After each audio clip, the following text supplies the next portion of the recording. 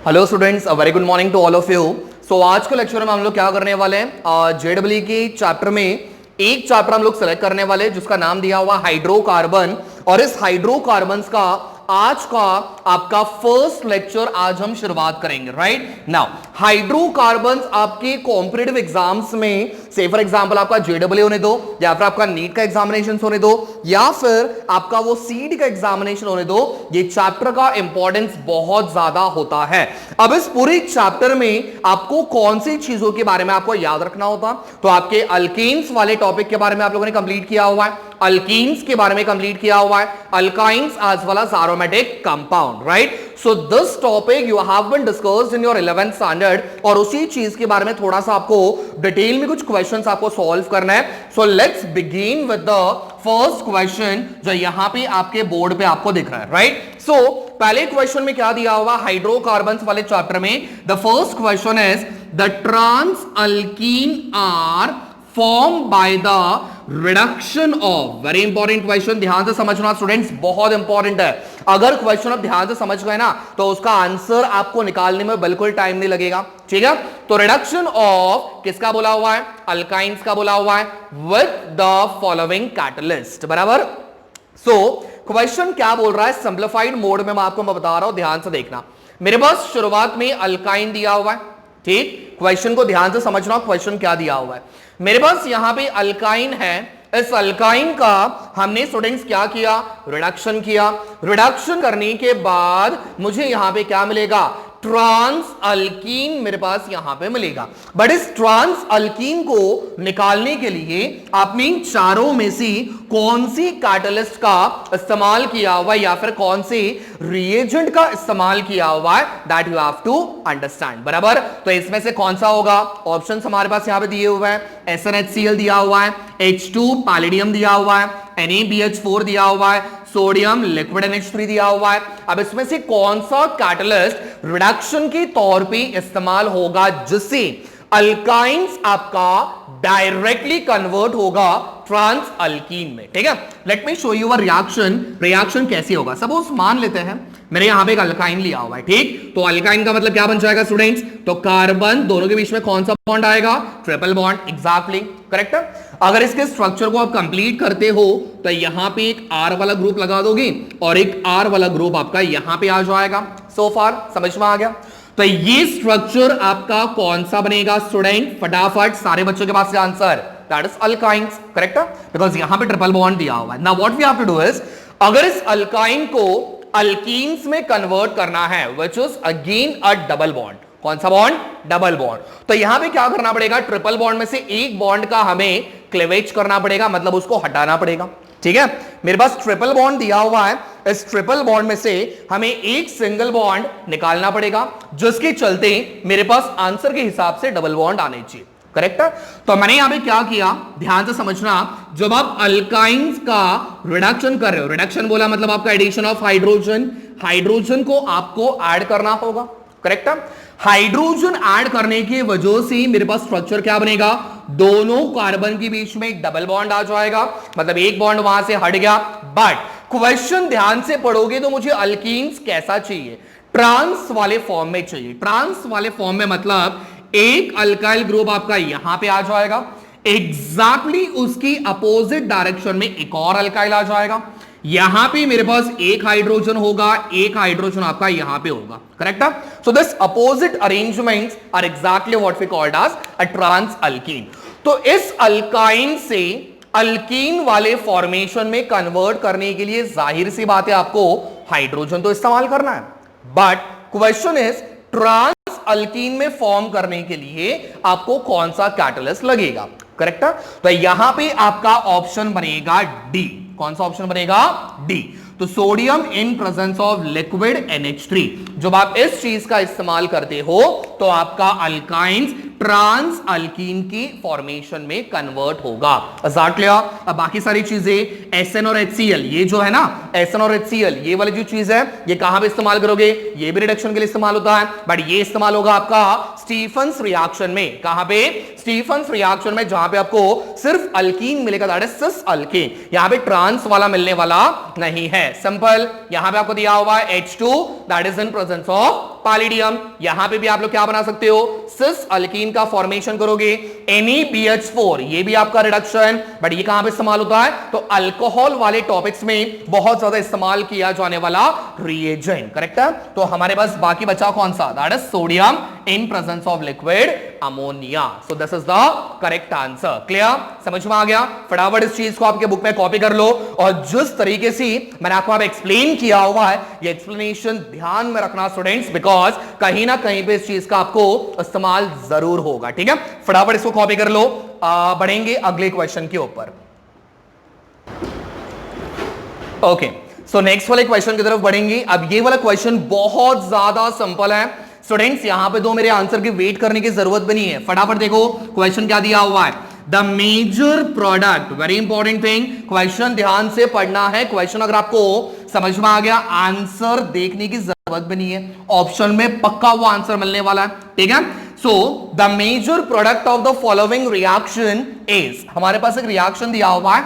अब इस रिएक्शन को सॉल्व करने के बाद यहां पे जो आंसर आएगा वो क्या मिलेगा, ये आपको फाइंड आउट करना है, करेक्ट है। अब देखो इस रिएक्शन को अगर मैं जिस नजरों से देख रहा हूं ना, ध्यान से देखना स्टूडेंट्स, मेरे पास यहां पे किसको ऐड किया हुआ है, HBr ऐड किया हुआ है, और जिस टाइम पे आप HBr को ऐड करते हो, जरा ध्यान से देखना, मेरे पास यहां पे डबल बॉन्ड दिया हुआ है, ऑफ कोर्स दिया हुआ है, तो मेरे पास डबल बॉन्ड भी दिया हुआ है, मेरे पास हाइड्रोजन ब्रोमाइड को ऐड करना है। स्टूडेंट तुरंत आपको रिकलेक्ट होना चाहिए, ये क्वेश्चन एक तो आपका मार्कोनिकॉफ रूल से सॉल्व होगा, या फिर एंटी मार्कोनिकॉफ रूल से सॉल्व करना है। क्लियर, समझ में आ गया। तो यहां पे एक तो आपका मार्कोनिकॉफ अप्लाई करोगे, या फिर आपका एंटी मार्कोनिकॉफ अप्लाई करोगे। ठीक है, अब दोनों में से कौन सी चीज अप्लाई करनी है, सर हमें कैसे पता चलेगा मार्कोनिकॉफ अप्लाई करना है कि एंटी मार्कोनिकॉफ। तो बेटा ध्यान से समझना स्टूडेंट्स, यहां पे कहीं पे as a catalyst hydrogen peroxide दिया हुआ है, so answer is no. Hydrogen peroxide का फॉर्मूला क्या बनेगा, H2O2। कहीं पे आपको एज अ कैटलिस्ट दिखाई दे रहा है, सो आंसर इज नो। तो इसका मतलब डेफिनेटली आपका ये क्वेश्चन मार्कोनिकॉफ से सॉल्व होगा। अब मुझे बताना मार्कोनिकॉफ भैया ने रूल क्या बताया था, तो इनका रूल था, सबसे पहले मैंने आपको शॉर्टकट बताया था PCMH, करेक्ट है। तो पॉजिटिव उस कार्बन के पास जहां पे आपके सबसे ज्यादा हाइड्रोजन होंगे। अब मुझे बताना डबल बॉन्ड ये दिया हुआ है, डबल बॉन्ड के लेफ्ट में एक कार्बन दिया हुआ है, डबल बॉन्ड के राइट में एक कार्बन दिया हुआ है, करेक्ट है। ये वाले कार्बन के पास एक ही हाइड्रोजन है, और इस वाले कार्बन के पास भी एक हाइड्रोजन है। सर ये तो दुविधा हो गई, अब इसको सॉल्व कैसे करना है, समझ में कैसे आएगा, किसके पास ज्यादा कार्बन है, किसके पास कम कार्बन है। तो बेटा जब एक कार्बन के पास दोनों सेम नंबर ऑफ हाइड्रोजन्स होते हैं, तो क्या करना है, उसके पड़ोस वाले को चेक करो। तो ये कार्बन के नीचे जो कार्बन है, दिस इज आल्सो कार्बन ना, ये भी कार्बन है, ये भी कार्बन है, सारे के सारे कार्बन है। मुझे बताओ इस वाले कार्बन के पास कोई हाइड्रोजन दिया हुआ है क्या, सो आंसर इज नो। तो यहां पे आपका हाइड्रोजन बिल्कुल नहीं है। बट मुझे बताना इस वाले कार्बन के पड़ोस वाले कार्बन के पास कितना हाइड्रोजन दिया हुआ है, so we have 3 hydrogens, correct है। तो ये बन जाएगा आपका मैक्सिमम वाला, और ये बन जाएगा आपका मिनिमम वाला। ठीक है, समझ में आ गया। तो रूल क्या बोलता है, पॉजिटिव पार्ट उस कार्बन के पास जाएगा जिसके पास सबसे ज्यादा हाइड्रोजन है। तो मुझे बताना ये वाला हाइड्रोजन बन जाएगा प्रोटॉन के फॉर्म में, that is H+, whereas Br बन जाएगा नेगेटिव, तो यहां पे आ जाएगा माइनस साइन। ठीक है, तो पॉजिटिव चला गया उस कार्बन के पास जहां पे सबसे ज्यादा हाइड्रोजन है। अब इसके पास हाइड्रोजन ज्यादा नहीं है, बट उसके पड़ोस वाले के पास है ना, तो इसके लिए मैं एक हाइड्रोजन को यहां पे अटैच किया। अगर पॉजिटिव इसके पास जा रहा है, तो स्टूडेंट्स नेगेटिव कहां पे जाएगा, यहां पे आएगा, करेक्ट है। तो आपका आंसर बनेगा, ठीक है, ध्यान से देखना आपका आंसर।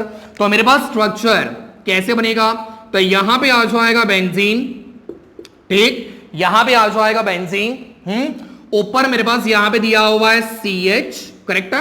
अब ये वाले कार्बन के पास किसको अटैच किया, Br को अटैच किया, तो यहां पे आ जाएगा मेरे पास Br, ठीक, समझ में आ गया। चलो आगे बढ़ते हैं। ये वाले कार्बन के पास एक हाइड्रोजन है, मैंने एक और हाइड्रोजन ऐड किया, तो ये बन जाएगा आपका CH2 और बाजू वाला सीन, तो डबल बॉन्ड किसमें कन्वर्ट हो गया? सिंगल बॉन्ड में। जरा चेक करना ऑप्शंस कहां पे है, so option number is B, correct है। अब बहुत सारे बच्चे ऑप्शन नंबर ए भी करके आते हैं, बेटा ए तभी होता है जब आपके पास यहां पे हाइड्रोजन पेरोक्साइड आपको यहां पे दिया होगा तब। क्लियर, समझ में आ गया? तो ये था आपका सेकंड वाला क्वेश्चन। ध्यान से समझना, सेकंड क्वेश्चन हमने सॉल्व कैसे किया हुआ है। अगर नहीं समझ में आ रहा तो प्लीज आपके कमेंट सेक्शन में आप मेंशन जरूर कर देना कि आपका कुछ डाउट होगा या नहीं, ठीक है।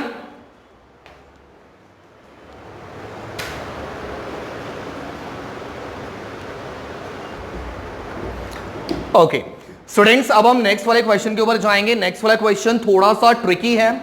क्वेश्चंस के ऑप्शंस जब आप देखोगे ना तो स्टूडेंट्स यहां पे आपको चक्कर जैसा आने लग जाएगा। देखो क्वेश्चन का ऑप्शन देखो कैसे, 1 2 3 स्ट्रक्चर कुछ ऐसा दिया हुआ है। अब क्वेश्चन में क्या बोला हुआ है, अब ऐसे क्वेश्चन देखने के बाद है ना बहुत सारे बच्चे इसको सॉल्व करते ही नहीं। क्यों? ये ऑप्शन देख के ही आप लोगों ने डर जाते हो, सर ये स्ट्रक्चर क्या है, ये स्ट्रक्चर में कुछ समझ में नहीं आ रहा। तो इसी वजह से फिर बाद में आप लोग सिंपल वाले क्वेश्चन को भी आप विदाउट रिकॉग्नाइज किए हुए आप क्वेश्चन इसको ड्रॉप करके आ जाते हो। अब देखो क्वेश्चन क्या दिया हुआ है, ध्यान से समझेंगे, फिर उसके बाद स्ट्रक्चर के ऊपर जाएंगे और उसके बाद ऑप्शंस हमारे पास क्या है उसके बारे में डिस्कस करते हैं, ठीक है। So the question is isomer of hexane. किसका आइसोमर दिया हुआ है? हेक्सेन। मेरे पास 6 कार्बन होता है, तो 6 कार्बन बोला मतलब आपका हेक्सेन, इसके मेरे पास आइसोमर दिया हुआ है, ठीक है। Based on the branching can be divided into 3 distinct classes, ठीक है। तो उनकी ब्रांचेस के हिसाब से ये लोगों ने क्या किया हुआ है, आपके 3 कैटेगरीज में डिवाइड किया हुआ है, ठीक है। ये बनेगा पहला कैटेगरी, ये वाला बनेगा दूसरा कैटेगरी और ये बनेगा तीसरा category. So we have 3 different classes, correct. Now the question is asking about find out the correct order of boiling point. Is that clear? समझ में आ गया? तो क्वेश्चन में बोला हुआ है आपको बॉइलिंग पॉइंट करेक्ट ऑर्डर में फाइंड आउट करना है। अब ऑप्शन के ऊपर देखो, ऑप्शन में मेरे पास दिया हुआ है 1 is greater than 2, 2 is greater than 3, correct है। फिर उसके बाद 3 ग्रेटर देन 2, ग्रेटर देन 1, फिर उसके बाद 2 greater than 3, greater than 1 and last में 3 1 2। ऑप्शन में अगर आप लोगों ने एक पैटर्न देखा हुआ रहेगा, पैटर्न दिया हुआ है हमारे पास ग्रेटर का सिंबल दिया हुआ है, ना कि लेस देन का सिंबल दिया हुआ है, ठीक है। तो चारों ऑप्शंस में हमारे पास ग्रेटर का सिंबल है, हमारे पास यहां पे लेस वाला सिंबल दिया हुआ नहीं है। अब इसको सॉल्व कैसे करेंगे? देखो बिना ज्यादा डिफिकल्टीज की आप इस क्वेश्चन को सॉल्व कैसे करोगे, बहुत सिंपल ट्रिक है, ध्यान से समझना, ठीक है।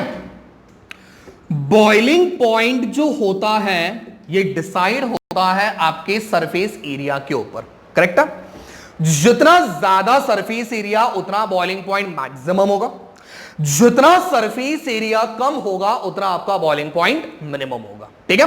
So they can write it as boiling point is directly proportional to the surface area. Is that clear? समझ में आ गया? तो बॉइलिंग पॉइंट जो होगा ये डायरेक्टली प्रोपोर्शनल होगा सरफेस एरिया के ऊपर, वेयरएज सरफेस एरिया जो होगा, ध्यान से समझना स्टूडेंट्स, बहुत इंपॉर्टेंट चीज बताने जा रहा हूं और यही फंडा आप लोग बाकी क्वेश्चंस में भी अप्लाई कर सकते हो।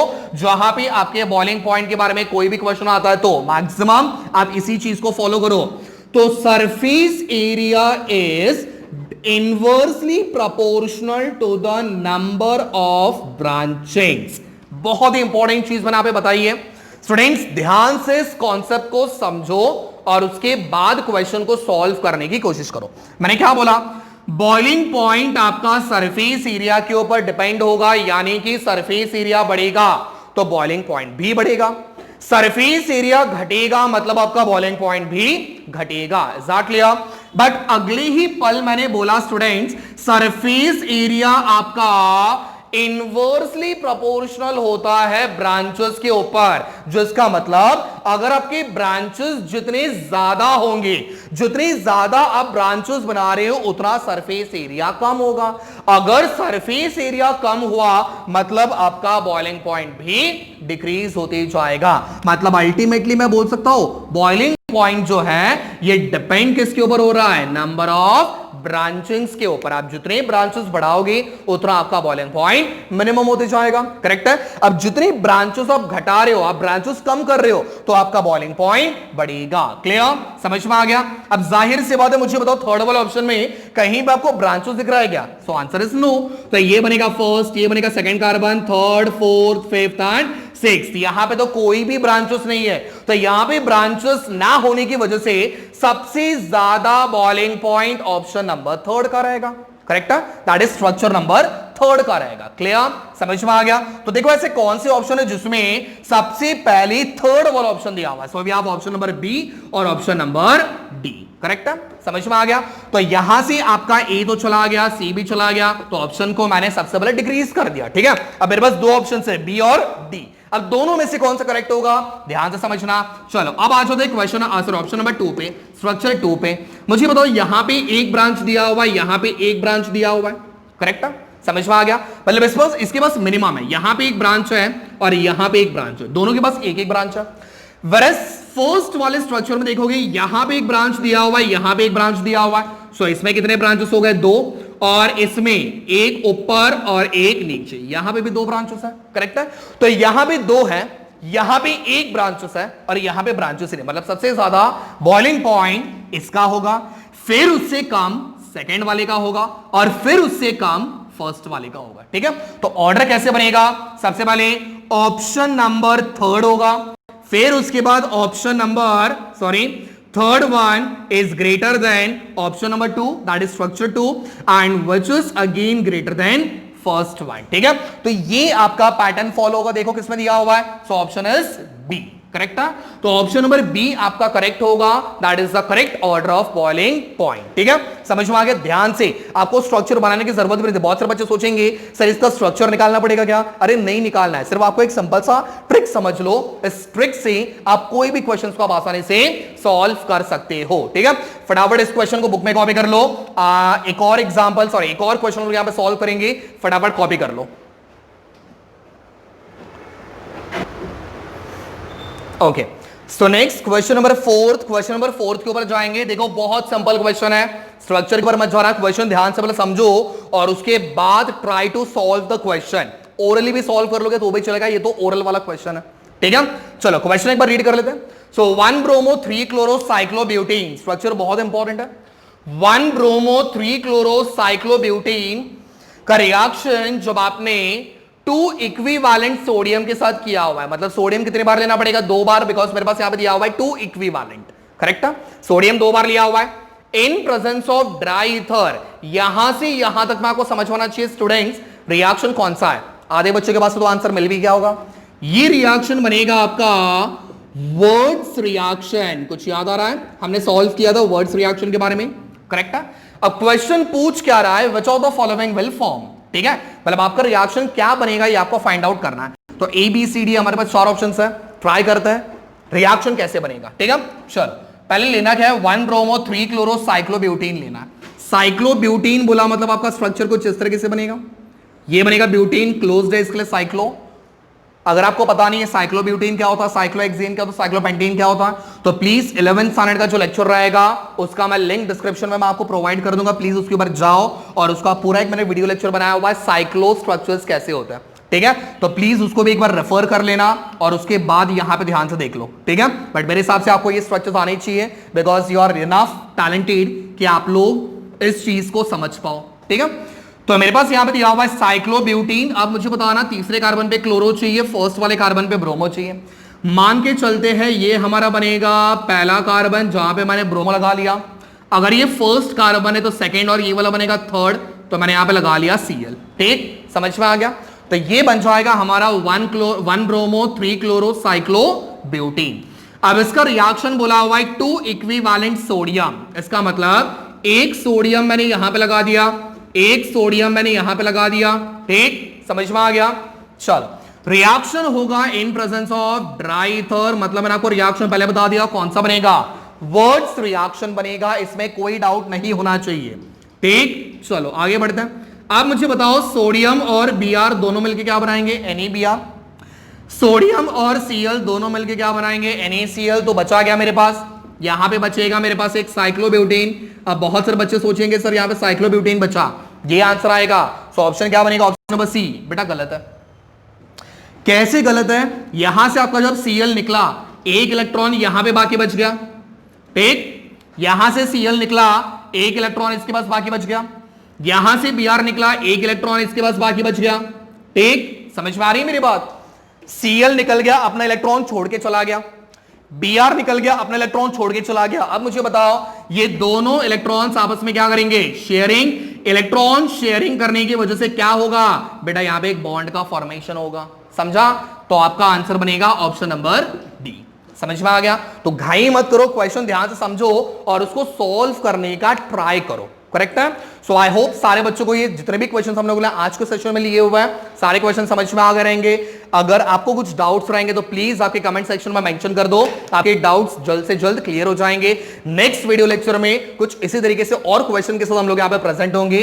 सो प्लीज लेक्चर्स को एक बार रिवाइज करते जाओ और आपके टॉपिक्स को भी एक बार वापस रिवाइज कर लो। Thank you so much. Stay tune for the next video.